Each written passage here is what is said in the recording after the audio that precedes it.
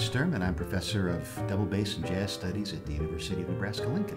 And I'm Tom Larson. I'm a jazz pianist here at the University of Nebraska-Lincoln. And we have a concert we're going to play together on January 29th at 7:30 p.m. in Westbrook Recital Hall, and it will also be webcast at music.unl.edu. We'll be playing the music of Joan Wildman together.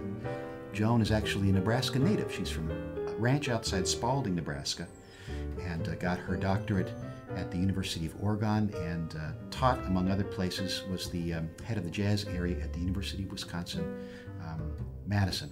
And so we're going to play some of her repertoire. I played in her trio for about 20 years. This has been a really interesting project for me because until Hans approached me about this, I was not familiar with Joan's work. And to make it even more interesting, there's not much out there as far as recordings or videos, so I really had little to go by as far as anything in that respect. But that's the cool thing about this music, is that it is, although it's very much in the jazz tradition, it's got, I think, even more interpretive qualities to it than a lot of jazz music. So there's very much a sense that I can bring my own personality into this music. So it's been very fun to explore that end of things as I've got to know the music.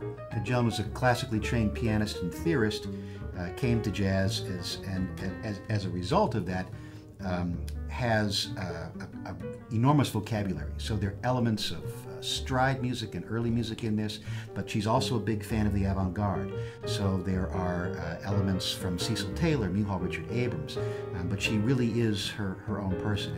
As she once said famously in an interview on radio, when she was asked if she were influenced by other women in jazz, she said, "No, more by the sound of the wind going through the western Nebraska grass and the howling of coyotes."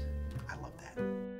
We're going to bring the winds to Westbrook Recital Hall, 7:30, music.unl.edu for those that want to stream. If not, please come. We'd love to see you in person. Thank you. Thank you.